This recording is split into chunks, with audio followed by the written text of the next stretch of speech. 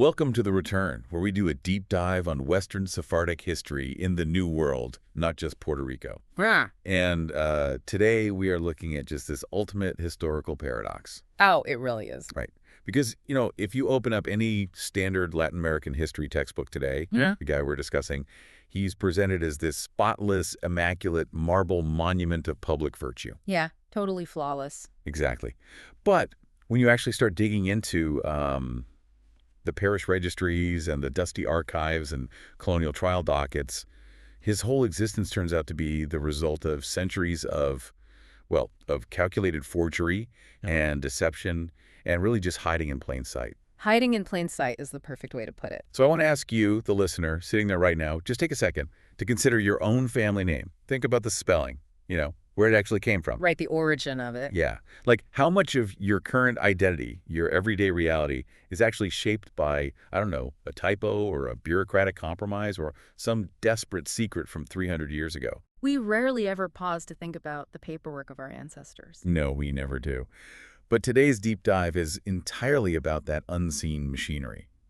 It is the story of how one family's incredibly risky survival strategy eventually became a famous philosopher's blueprint for universal morality. And to unpack that whole journey, from hidden survival to this highly public philosophy, we are laying out a pretty massive stack of sources on the table today. Oh yeah, we brought the heavy hitters today. We really did. So we're pulling heavily from this comprehensive academic documentary script and video essay titled The Silent Bloodline, which meticulously maps out all these genealogical mechanics. Which is fascinating all on its own. Absolutely. And we're also diving into the raw data of history. I mean, the actual parish archives that span multiple countries and centuries. Right. Plus, to make sense of all that data, we are referencing some incredibly dense historical treatises. We've got David M. Gitlitz's vital work on the religion and practices of crypto-Jews. Essential reading for this. Essential. And Americo Castro's insights into how marginalized groups shaped Hispanic social thought, along with Daniel Eisenberg's deep analysis of Iberian blood purity laws, and Marcos Reyes Davila's definitive biographical treatise on our subject today. And the subject we're applying all this heavy scholarship to is, he's an absolute giant. We are talking about Eugenio María de Hostos. The great one. Yeah, historically known as El Gran Ciudadano de las Américas, the great citizen of the Americas. He is a titan of Latin American sociology. And a relentless, just fiery advocate for Antillean independence, right? Fighting for the liberation of both Puerto Rico and Cuba from Spanish colonial rule. Exactly. And beyond that, he was this massive visionary when it came to educational reform. He modernized public schooling across Puerto Rico, Chile, and the Dominican Republic. When you look at his official bio, it is, it's practically flawless. It really is. And the contrast between those public monuments erected in his honor, this whole concept of the untainted citizen, and the incredibly complex reality of his genealogy, it's just striking. It's night and day. Right, because the history books give you the polished bronze version of Hostos. But if we dig into the 19th century elite families in Western Puerto Rico, specifically in areas like Mayagüez and San Germán, the picture shifts dramatically. It really does. Their lineages don't just reflect local Caribbean history. They are a direct reflection of the really subtle, high-stakes mechanics of 16th and 17th century Iberian migration. Yeah, we're looking at a population defined by forced movement. Exactly. We're talking about the conversos, the new Christians, these Sephardic families who, under just the crushing institutional weight of the Inquisition in Spain and Portugal, were forced to convert to Catholicism. Fleeing the center of the empire for their lives. Right. Seeking refuge and social mobility, and above all, just obscurity out there on the colonial frontier. But what fascinates me is the disconnect here. How do you mean? Well, looking at Hostos' official biography, it's like looking at a modern public figure with, a blue check verification. Oh, that's a good comparison. Right. The bio is optimized, it's curated, it's totally pristine. Yet it completely obscures the gritty, dangerous reality of how his family actually managed to survive to produce him. Because operating under that level of intense scrutiny required that kind of curation. It had to be curated. Yeah. To understand how Eugenio María de Hostos became this great universal reformer, we have to really analyze the environment his ancestors were escaping. Moving to the Caribbean frontier wasn't just, looking for better farmland or slightly lower taxes. No, not at all. It was about putting a massive, violent ocean between themselves and a system engineered specifically to root them out. So he was schooling the public across the Americas in the 19th century, while his ancestors were completely schooling their own heritage just to stay alive. I love that. Yes, That's a exactly. brilliant paradox. But to really grasp how this heritage navigated its way to the Caribbean frontier in the first place, we have to trace the bloodline backward across the Atlantic. Right, back to the source. Yeah, I want to start with the paternal side, the fathers. So, tracing that paternal line requires looking at the central, unavoidable conflict they were dealing with, which was the system of limpieza de sangre. Limpieza de sangre, which translates to purity of blood laws, right? Correct. These were intricate legal statutes developed in the Iberian Peninsula that legally discriminated against anyone with Jewish or Muslim ancestry. Even if they converted. Exactly. Regardless of whether they or even their great-grandparents had legally converted to Christianity. You see, I want to pause on that because I think we often throw around terms like discrimination without unpacking the actual daily mechanics of it. That's a really fair point. Like, how did limpieza de sangre actually work on a day-to-day basis? Was it just social prejudice, or was it a hard legal barrier? Oh, it was an institutionalized, multi-generational glass ceiling. It was rigorously enforced by the state and the Inquisition. Wow. Daniel Eisenberg's work, Cervantes y los Conversos, goes into profound detail on this. If you had a quote-unquote tainted bloodline, you were legally barred from attending universities. And no higher education. None. You could not hold public office. You were banned from joining military orders, and you were excluded from certain lucrative trade guilds. Man, they just locked you out of everything. Pretty much. To do any of those things, you had to physically produce a certificate of blood purity, which meant massive bureaucratic investigations into your family tree, interviewing neighbors, checking old parish registries, proving that for generations back, there was absolutely no Jewish blood. Which means your last name was essentially a massive target on your back. Literally a target. It wasn't just a family identifier. It was your security clearance. And this is where the spelling of the great citizen of the Americas name becomes the focal point of the story, I think. It really is the turning point. Yeah, because the paternal surname of Eugenio María de Hostos was originally Ostos, or O-S-T-O-S. There is no H anywhere in sight. Right. And the archival parish registers in Isja, which is a town in the province of Seville in Andalusia. They record the Ostos family going all the way back to 1437. Wait, 1437. That is decades before the Alhambra Decree of 1492, which, formally expelled the Jews from Spain. Exactly. That timeline is the crucial piece of the puzzle here. Being documented in Andalusia during that specific period places the family right in the crucible of rising, intense persecution against conversos. So they were on the radar early. Very early. The Spanish Inquisition wasn't even formally established until 1478, so these records place the Ostos family in the region before the bureaucratic terror fully formalized, but right as the social hostility was reaching an absolute boiling point. Oh, man. And the fact that their name is cemented in those specific registries from that specific town meant any inquisitorial investigator, looking to deny a blood purity certificate had a very clear paper trail to follow. So that paper trail is basically a ticking time bomb. A ticking time bomb. Okay, so fast forward a few centuries to around 1700, we have Eugenio de Hostos y del Valle. He evidently decides that he has had enough of the heat in Andalusia, and he crosses the Atlantic. Right, he makes the jump. Yeah, he migrates to Camagüey, Cuba, and he marries Maria Josefa del Castillo Miranda there in 1735. Then their son, Juan Jose, he keeps the movement going. He leaves Cuba and migrates to Santo Domingo.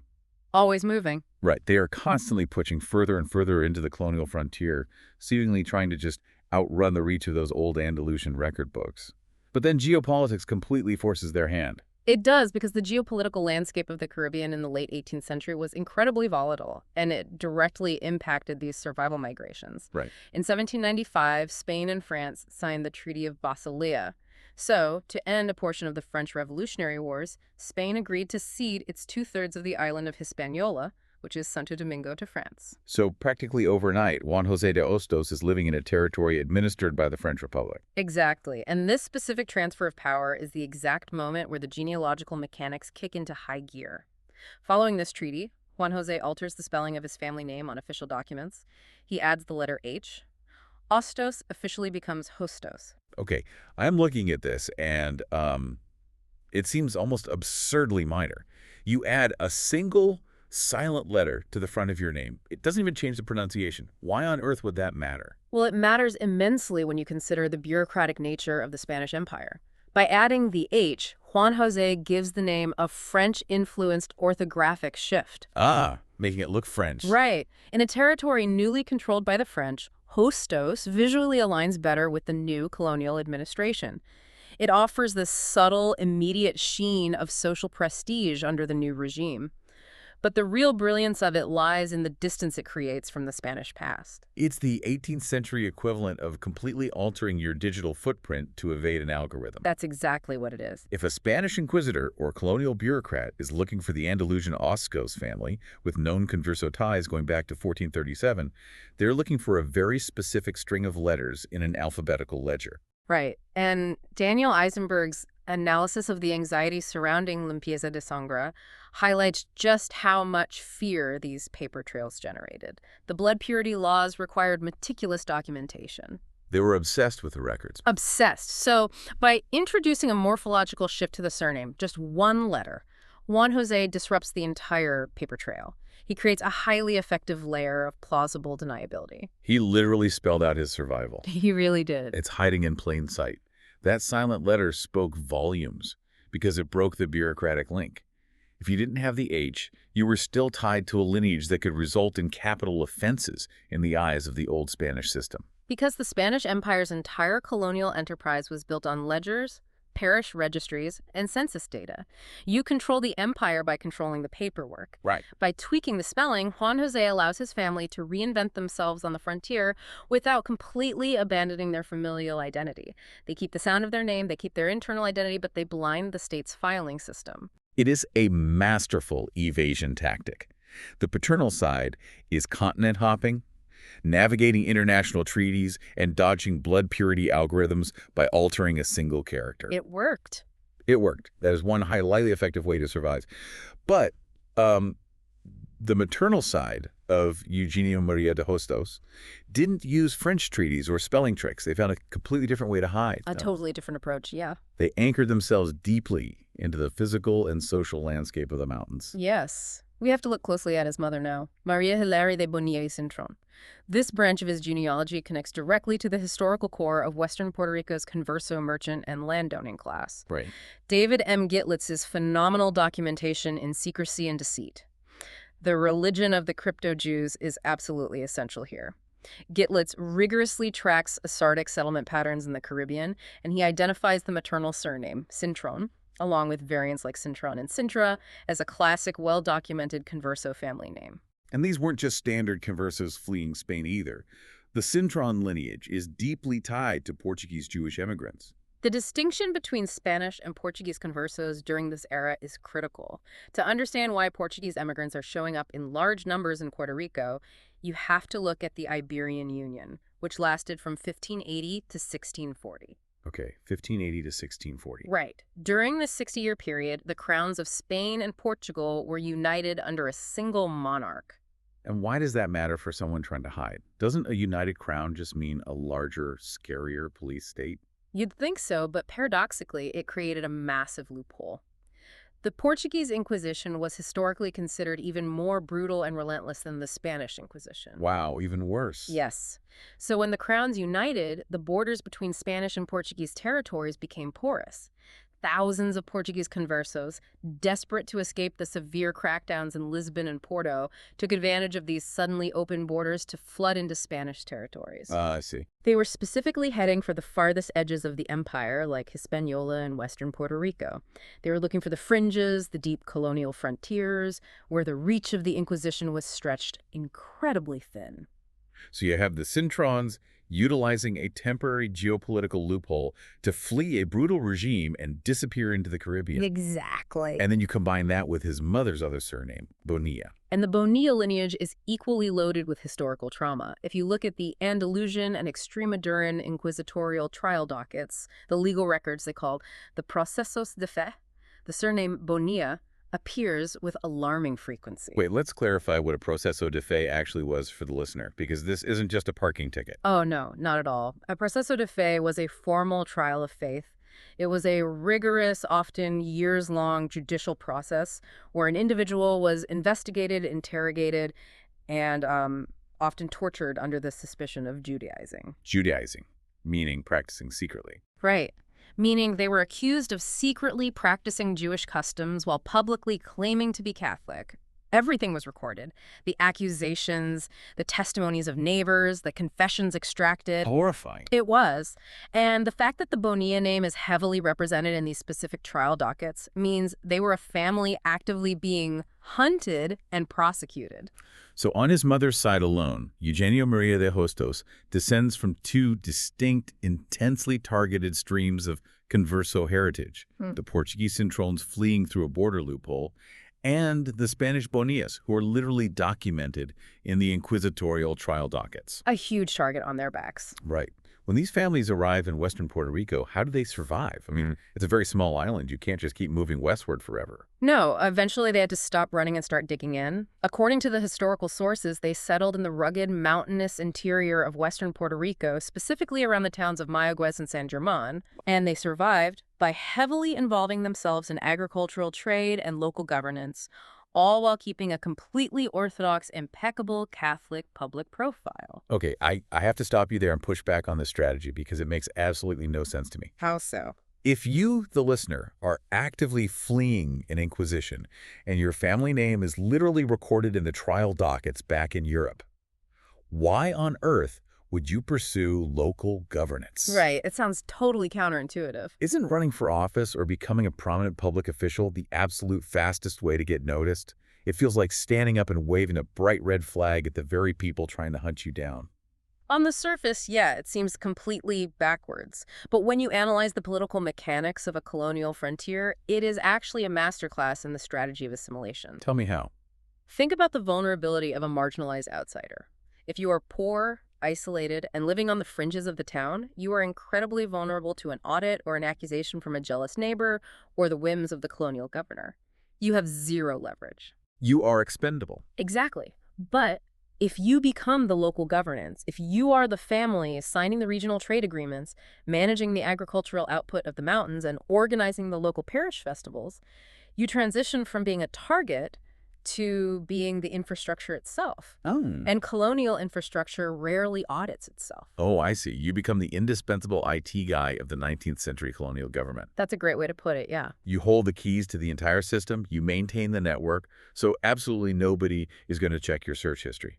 By embedding themselves into the economy, they were cultivating deep roots in those mountains. They were harvesting their crops to build wealth, sure, but they were also harvesting ironclad alibis. Exactly. Ironclad alibis. If you were the mayor of San Germán or the head merchant in Mayaguez, no colonial auditor from San Juan is going to question your Catholic devotion. It was about constructing an impenetrable fortress of public conformity. The more indispensable the Cintrones and Bonillas were to the sheer economic survival of Western Puerto Rico, the less likely the colonial authorities in Madrid were to look too closely at their family tree. Wow. You literally buy your safety through systemic utility. It is an incredibly brilliant sociological play, but man, it sounds psychologically exhausting. Oh, absolutely. You are talking about living a double life for generations. The intense pressure of performing flawless public conformity while carrying this massive, hidden, ancestral reality. And that kind of generational pressure, that confined energy, it doesn't just vanish into the ether when the laws eventually change. No, it doesn't. It transforms. And for Eugenio María de Hostos, it transformed into a groundbreaking universal philosophy. This is where the sheer mechanics of his bloodline directly inform his massive intellectual legacy. Hostos lived during an era when the Spanish Inquisition in the Americas wasn't fully abolished until the early 19th century. This was still very real for them. Very real. So for his parents and grandparents, open declaration of their Jewish heritage was completely legally impossible.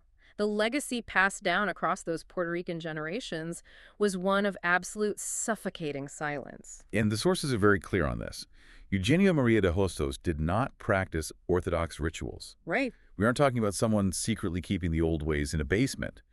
Instead, he took the ethical underpinnings of his marginalized, hunted heritage and weaponized it into a secular philosophy. Yes, beautifully said. He turned centuries of family trauma into a relentless fight for universal human rights and moral justice across Latin America. There is a specific quote from his seminal 1888 work, Moral Social, that perfectly encapsulates this massive philosophical shift. He writes, "Duty is not an imposition of dogma, but an imperative of human reason and conscience." Let's unpack that because, on the surface, it sounds like standard 19th century Enlightenment rhetoric until you place it in the context of his genealogy. Right. The sentence is incredibly loaded when read through the lens of a converso lineage. Think about what the word dogma meant to the Atos, Cintron, and Bonilla families. It wasn't just an idea. No, dogma wasn't an abstract religious concept. Dogma was the institutional church. Dogma was the Inquisition that hunted his ancestors across the Iberian Peninsula, forced them to flee across the Atlantic Ocean, and made his great-grandfather change the spelling of his name just to survive. Wow. Dogma was the very thing that categorized his blood as tainted. It's like he is taking the concept of morality and open sourcing it. I love that. Because for centuries, the religious institutions in Spain and the Americas held an absolute monopoly on ethics. They kept morality locked behind a terrifying, punitive paywall. A literal life or death paywall. Right. If you didn't conform to their specific dogma, you were tortured or exiled. Hostos takes the concept of moral duty, bypasses the dogma entirely, and gives the code directly to human reason and individual conscience. He essentially reasoned away the Inquisition. He really did. He found a massive universal resolution to a very specific, agonizing family problem. And scholars of Antillean intellectual history draw a very compelling, heavily debated parallel here. They note that Hostos's fierce rejection of religious dogma, paired with his intense passion for civic social justice, deeply mirrors the philosophical trajectory of another highly prominent thinker of converso descent. And who is that? Baruch Spinoza. Okay, I have to play devil's advocate here for a second. Is that comparison actually academically sound? It's heavily discussed, yes. But Spinoza is a 17th century Dutch philosopher. Hostos is a 19th century Caribbean educational reformer. Isn't it a bit of a stretch to link them just because they both happen to have some converso ancestry buried in their family trees? It sounds like a stretch until you look at the core architecture of their philosophies and the specific nature of their marginalization.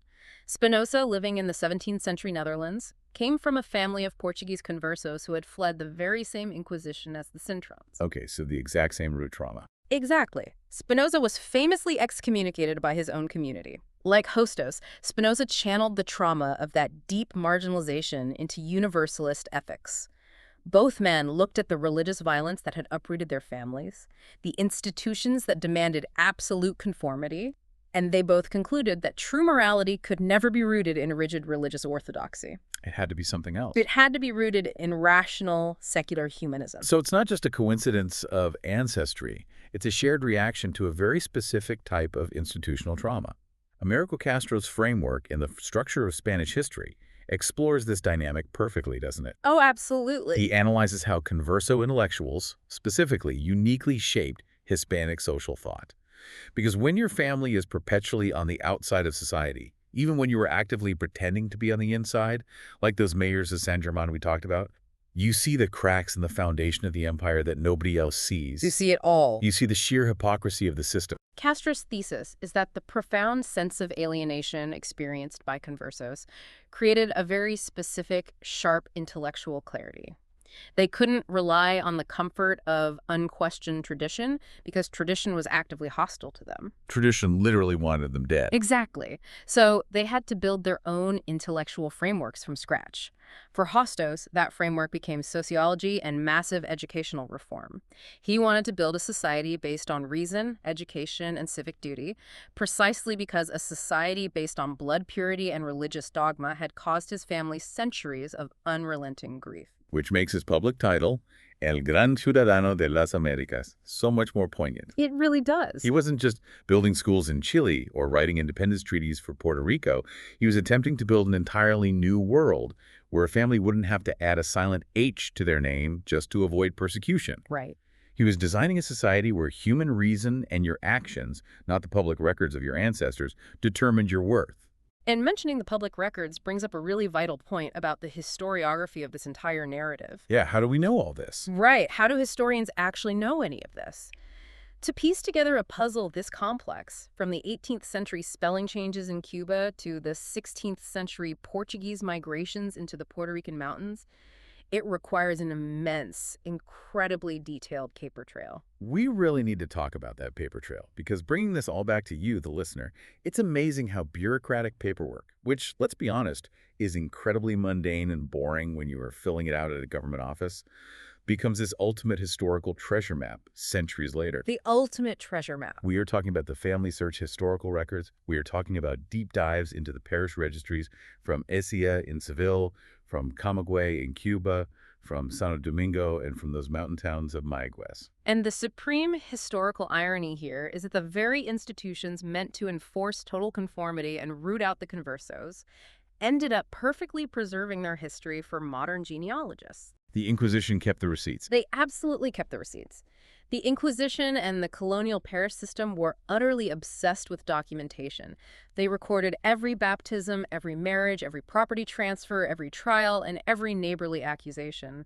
They created these massive, sprawling archives as a mechanism to control the population. And now, historians like Marcos Reyes Davila, in his comprehensive biographical examination Hostos, his life and thought, use those exact same records of control to completely dismantle the colonial narrative. Exactly. Reyes Davila deeply examines the socio-political environment of 19th century Mayaguez and cross-references those local baptismal records with the broader Caribbean migration routes and the adoption of known Sephardic surnames. It is a painstaking, meticulous process. Historians have to look at the movement of a family like the Cintrons, match it against the geopolitical timeline of the Iberian Union, and then verify their presence against the local land deeds and marriage registries in San German. Putting a puzzle together across oceans. Yeah, they are effectively tracking the ghosts in the machine. The Spanish Empire's private records of control have become the public records of converso survival. It really is like keeping all your grocery receipts and tax forms for 300 years just to prove your true identity to your great-great-grandchildren. Yes. The massive bureaucracy intended to completely erase them from history is the only reason we can reconstruct their resilience today. And that reconstruction completely shifts how we view Eugenio María de Hostos' legacy. He didn't just appear out of nowhere as a brilliant, isolated philosopher. No. He was the culmination of generations of desperate, calculated survival.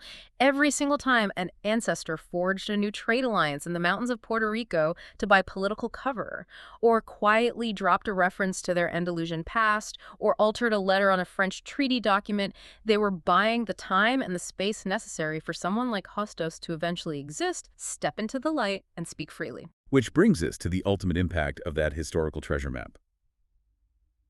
Eugenio María de Hostos did not leave behind a synagogal record. There is no evidence of him engaging in ancient rituals. Not at all. Instead, he left behind a highly durable blueprint for moral civic life in the Americas. His legacy is incredibly tangible today. You can see it physically manifested at Hostos Community College in New York, educating thousands of students. You can see it in the towering monuments erected in Santo Domingo and San Juan. And those monuments don't just represent one man's intellect. They represent an entire family's resilience against the crushing weight of an empire, against forced exile, and against institutional erasure. That is powerful. His journey from the hidden Sephardic roots of Andalusia and Mayaguez to the modern classrooms of Chile, New York, and Santo Domingo is a testament to the endurance of the human conscience. He took a bloodline that was silenced by law, and he gave it a philosophical voice that echoed across an entire hemisphere. Which brings us to a final thought I want to leave you with today.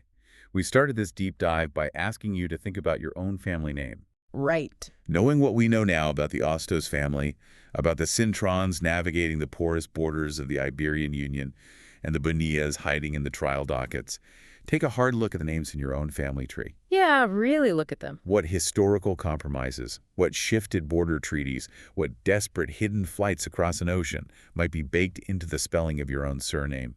If an entire legacy of universal human rights, sociology, and educational reform could be born from a family hiding their history behind a single silent letter H, what silent histories are you carrying with you right now? It is a profound realization to walk away with. History isn't just carved into the marble monuments in our city squares. It's hiding in the spelling of the names we sign on our documents every single day. Exactly. Thank you for joining us on this deep dive through the archives, the mountains, and the mind of a true giant of the Americas. Keep digging into your own history, and we will catch you on the next one.